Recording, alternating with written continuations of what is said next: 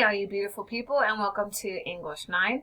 I would like to share with you guys today what to do in our reading number 3, the Immigrant contribution folder. This is unopened, and so those of you who are online, I just thank you so much for your patience. As the students who are in class and I go through these, some things get jostled and changed, and then eventually we put some things into a separate folder for when our in-class students go online. So thank you for rolling with it and continuing to communicate and follow along. We appreciate it. So today's looks just like this, and before we fumble it up and change things, this is how it looks. As I set dates, you will be able to see at the bottom here, there will be a due date, and then when you have the assignment at the top here under the title, there's a due date. So when I set due dates for these assignments, you'll be able to see them now. I've just recently learned how to do that. So this folder includes vocab for the text, the Immigrant contribution, as well as the instructions for how to read the Immigrant's contribution. You have the opportunity to use the textbook PDF that we downloaded from the resources page. Whoops, going back to our class. Unit 1 resources folder is where I was trying to go. In this folder, you can go to the textbook PDF, which is the one that we saved. You have the option of adding that into your favorites, which I did so I can access it at the click of a button and it shows up. On the other hand, you have the opportunity, if you'd like to use the interactive textbook, to follow this link. And upon opening this link, go to the Easy Bridge. Weld is the one we put in, and there's a couple different welds, so we want the one with RE6 because we are Greeley 6, District 6. And once you're here, choose your school, Gmail, and we are in English 9, so you should have one of these English 9 classes show up. You click the drop down and then click the link, which brings you right to our home page. Now here, for some reason, it's showing you grade 10 and grade 11. When that happens, just click the browse button and then you access our grade 9. So our book is the one with the birds on it. You click that. If you want to go into the interactive textbook, choose the one with the orange box around it. That's your interactive student edition. Follow the arrow. And it opens to our first unit, Unit 1. And when you get into the Unit 1 section, you then you click the whole group learning button, which is where our texts have been and will be until our first essay. So whole group learning, or whole class learning, this green button is where we start. We've already read Quilt of a Country, so now we are into the Immigrant contribution, which comes from John F. Kennedy, and we're pulling just an excerpt from his text. And so you can open that as well. If you would like to read and annotate, you can, using this style, you can listen. There's The Immigrant contribution. Who reads really well, and also anything that you're interested in or that like maybe you want to use later, you can highlight. And once you've highlighted it, you have the opportunity to write a note. You have an opportunity to do different colors, highlights, underline, circle, and you can change all of those, which is super cool. So I'm just showing you what you have access to, and if you don't like it, it takes me a second to remember how to do it. You just go down here and click delete.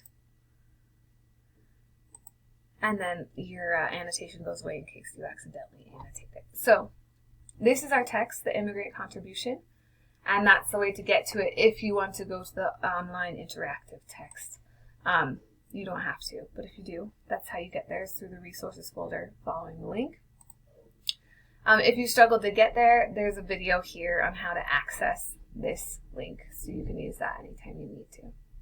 So, going back to Unit 1, and back to our Reading 3, you'll see, and just being really obvious, it used to be called Day 1, Day 2, Day 3, and 4, and I realized we're not lining up with how the curriculum was planned.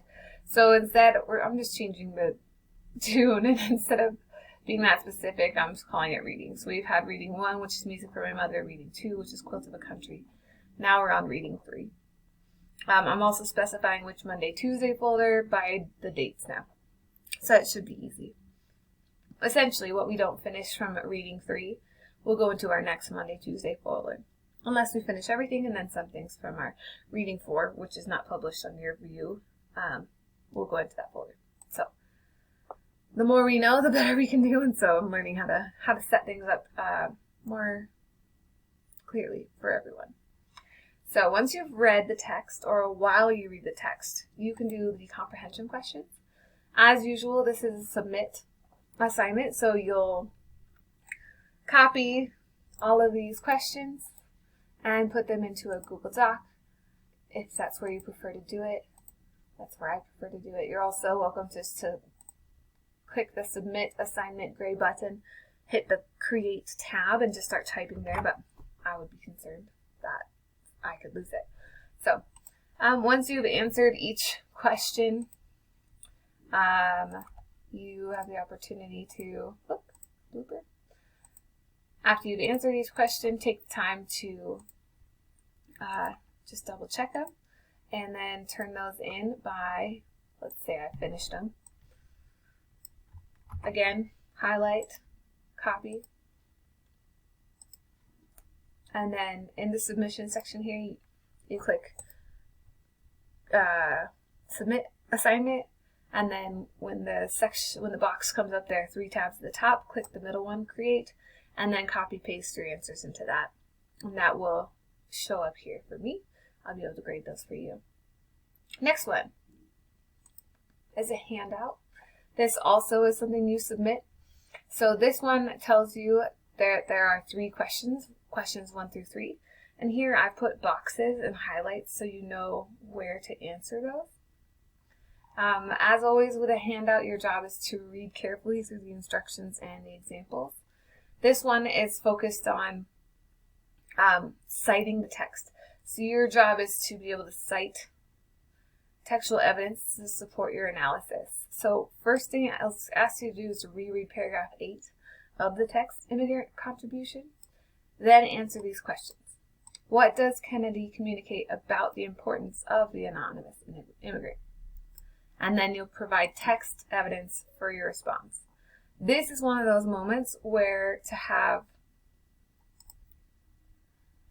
this online interactive version accessible is awesome. Because let's say when you were reading through paragraph 8, you actually took time to highlight some ideas about the anonymous immigrant. And you actually spent some time reading through what else happened. Sorry, we're in paragraph 8. I got too excited. But maybe you had already highlighted, or maybe you had already underlined a few things that you thought were key. That way, when you are working on your Schoology stuff, and it tells you to cite text evidence, you're like, hey, I already had that highlighted. I knew what we were talking about. So this asks for an answer and for evidence from the text. So you are both copying from the text as well as explaining yourself. B asks you again to cite thorough textual evidence. This one's specific to the last sentence of paragraph 13. So in your text, you go to the last sentence in paragraph 13. Going back up to the last period. I'm going to highlight that so I can look at it. And let's find out what the question is. In the last sentence of paragraph 13, in the Immigrant Contribution, Kennedy quotes New York politician Boss Tweed. What inferences can you make about Boss Tweed's character and how he treated immigrants from this quote? If you're ever unsure about a word, you can copy it or just right-click it and search it. So that's a super cool opportunity that we have using technology. An inference is a conclusion that you reach on the basis of evidence and reasoning. So what can you assume? What conclusion can you come up with based on the evidence? And the evidence in this case is about Boss Tweed's character and how he treated immigrants from his quote. So our evidence is the quote, and we are going to assume how he treated immigrants based on that quote. So if we go back here to the last sentence in paragraph 13, you'll see he says, this population is too hopelessly split into races and factions to govern it under universal suffrage, except by bribery, patronage, or corruption. What a meaty sentence. So if we don't understand what suffrage is, we have to click this 5 and follow it. And the 5 tells us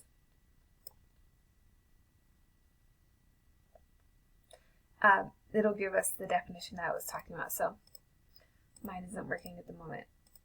Let's try it again.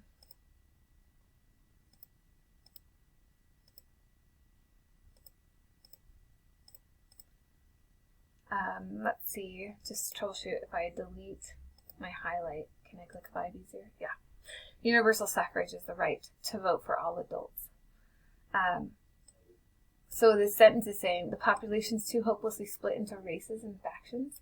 And factions is one of your vocab words. Oh, stop. That meant different groups of people in a political party working against another group. So we know that there's some sort of working against. The immigrant population is working against each other. So much so that this guy is saying that you can't even govern it under allowing everyone to vote, except by bribery, patronage, or corruption. So it sounds like, and if you look at what Kennedy said before, immigrant plainly was not always a happy experience. It was hard on newcomers and hard as well on the communities to which they came. When poor, ill-educated, and frightened people disembarked into a strange land, they often fell prey to native racketeers, unscrupulous businessmen, and cynical politicians. After mentioning unscrupulous businessmen, which are then businessmen without scruples, like they're breaking rules, they are corrupt, and cynical politicians who don't believe in the good of man anymore, they've just seen too much, they're jaded. Then he mentions Boss Tweed in defense of his own acts of plundering or robbery. So we know this guy's corrupt himself. So based on that information and the quote itself, where he talks about immigrants being too divisive and the only way to rule them is with bribery or corruption, how does this guy probably view immigrants? So sometimes there are questions that seem so short, like this is 1B, that take a little while to read. And this is what a handout is. It's time for you to actually really analyze and think about and consider the literature here, the way something's being said or why it's being done.